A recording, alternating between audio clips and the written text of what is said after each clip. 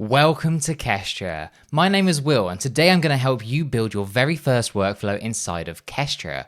Now, before we get started, what is Kestra? Now, Kestra is an open source orchestration platform for handling all of your workflow needs, whether that's a simple 3-step workflow or a more complex workflow with multiple different tasks. In this video, we're going to get Kestra installed on your machine, and then we're going to start building your very own workflow using the flow editor. Now, the first thing we can do is head over to the Kestra website, where if you click the Get Started button in the top right, you'll be presented with our Quick Start guide. Now here, there's an easy command that you can copy that will spin up a Docker container on your machine with Kestra ready to go. You do need to make sure you've got Docker installed, so I'd recommend heading over to the Docker website and getting Docker Desktop set up. We've also got instructions for different operating systems as well. So I'm going to take this, I'm going to pop it into my terminal, and I'm going to run this, and then in a few minutes we'll have Kestra up and running. Now Kestra is up and running, we can go back to our browser, open localhost 8080, and then we'll be presented with the Kestra UI. When you first load up Kestra, you'll need to make an account so that you can log in, and then you can start building your workflows. Now that we're inside of the Kestra UI, we're going to be thrown straight into the AI Copilot, which is a great way for being able to build workflows by describing the outcome you want from the flow.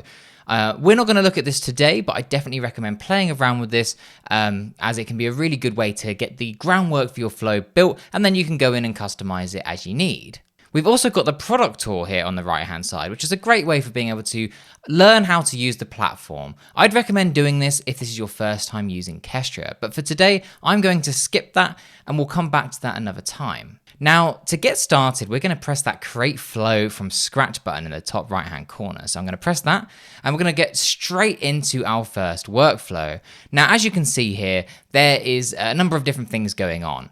On the left here, we've got our flow code. This is where we define what the workflow is going to do in YAML. On the right here, we've got our documentation. Every time I click on a task, it's going to show me the documentation for that task, which makes it very easy to know what properties are supported and what type of value they want, along with a number of examples too, so you can see how they might look inside of a workflow. Now, this editor is a fully customizable panel editor, so I can move the docs over to the left here, I can open no code, I can open the topology, and you can open as many panels as you like, and you can easily move things around, so you can customize it to have the things you want to use to build with where you want them. Now, I personally like using the topology view on the right and having the flow code on the left, and sometimes swapping to the documentation when I need it. Now that we're inside of our flow, we need to cover a few of the different building blocks for being able to build a flow. Now, every flow has an ID and a namespace. As you can see here, this flow has a random ID that we can change, and then a namespace, which you can think of a namespace as the area that it's stored. It helps us organize our workflows into different places. You can think of it like a folder. Every flow needs a unique ID inside of that particular namespace. So in this case, I'm going to call this flow Getting Started.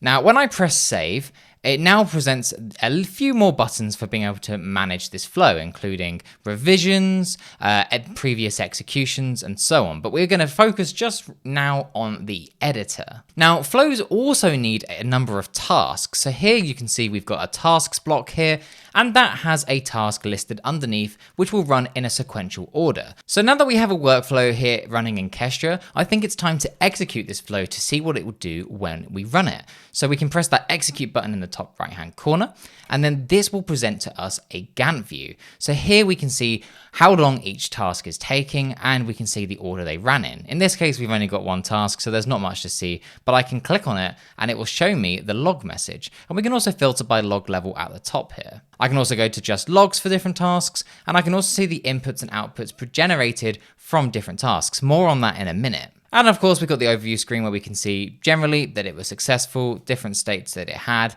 and how long it took. Now, I think it's time to start building a slightly more in-depth flow, something that will do a little bit more and have a number of different tasks. Now, what I'm imagining is a Python script that can pull the number of GitHub stars the Kestra repository has on GitHub, and then log that to the log so we can see it easily without having to check manually. So the first thing I'm going to need to do is create a Python file inside of Kestra. So here I can click on Files, which opens this nice little panel here, and I can create a new file, which I'm going to call stars.py.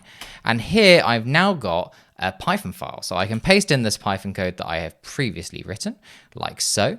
I can save that like that, and now I can close that.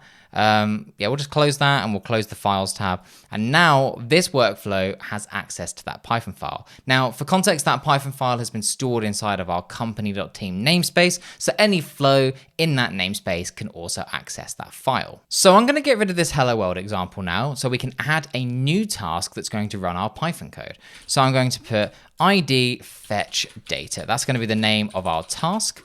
And then I'm going to type in the type. Every task needs an ID and a type.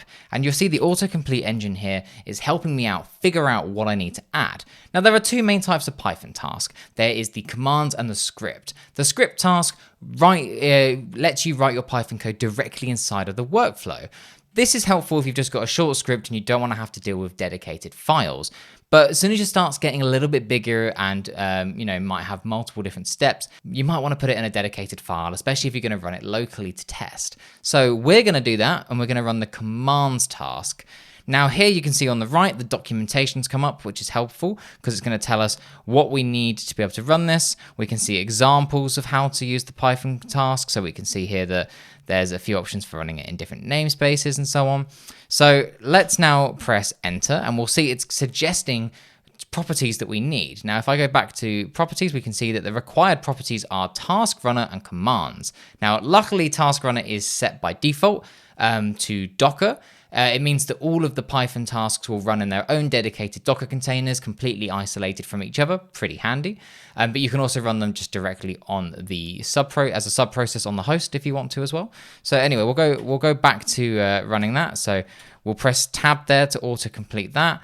For the command, we're just going to do python stars.py. Pretty simple. We can get rid of the task runner because there is a default value there.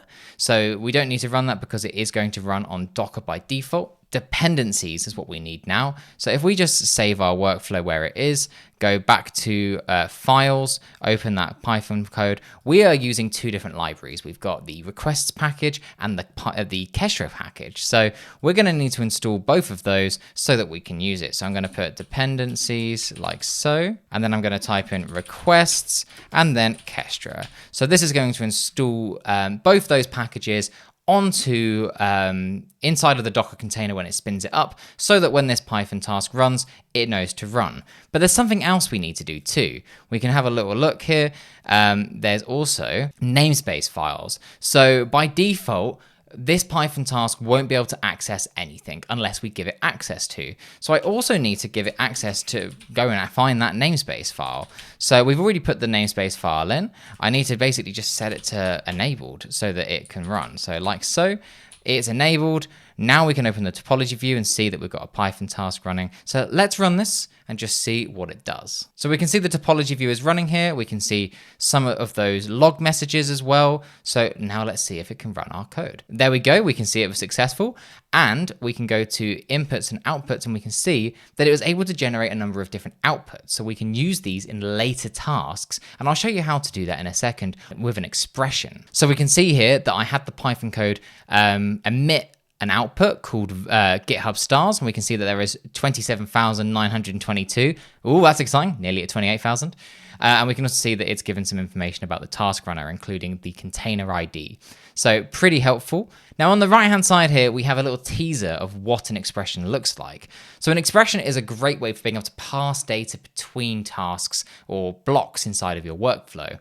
In this case, the Python task is generating an output, and we can then use that in a later task, like a log task, to be able to then get that value and use it later on. This is particularly helpful if you've got a task that's fetching data and then you want to be able to load it somewhere or send the result somewhere, maybe in a Slack message or an email. This allows you to really build dynamic workflows. So here we can see that when I debug this expression, which is outputs.the ID of the task, the output value, and then the next level. As you can see, this output has two levels, so it's vars.github stars, but some of them, like exit code, is just one level. So if I click debug expression, we can see it returns 0.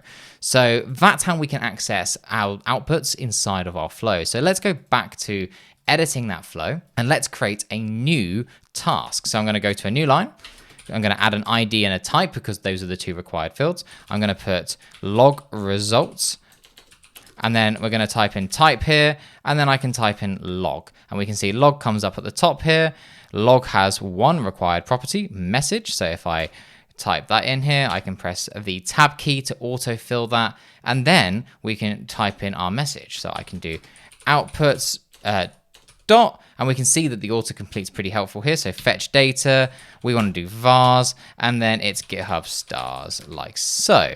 So now I can save that. Actually, I'm going to put Kestra stars in front of it so we can see, we know what the number means. So now I can execute this, and we're going to see it's going to run that Python task again. We can see that it's accessed that namespace file, and then it's going to log the result to the logs, and we can see here we've got that data now. Pretty neat. Now that log task could be anything. In fact, we have loads of different plugin types, such as loads of notification ones like Slack, email, WhatsApp, whatever it may be. You can send that message onwards to a platform of your choice. So if you wanted to get daily info about something, you can have it send where you need it. This workflow at the moment is very manual. At the moment, we have to run it manually. So I think we should add a trigger, which is a way for automatically starting the workflow so that it runs, in this case, on a schedule. So what I'm going to do here at the top of my flow, I'm going to add a new block called triggers like so. And here, again, just like tasks, triggers have an ID and a type. So we're going to call this one hourly. And then I'm going to type in the type here, and we'll see that we've got a load of different trigger options. Now it's worth noting that the trigger type we want is just a schedule trigger. So I'm just going to type in schedule, and we can see schedule comes up. Helpfully, the docs know that we want to do a schedule trigger. We can see that the only required property is a cron. So it just takes a cron expression, but Kestra's got a few handy things to help you out here where we can just do hourly like so. So you don't have to remember what a cron expression should look like. You can just do that. And you can see a few examples too, which can help you figure out how to set up your triggers. So now we have that set up. I can click save.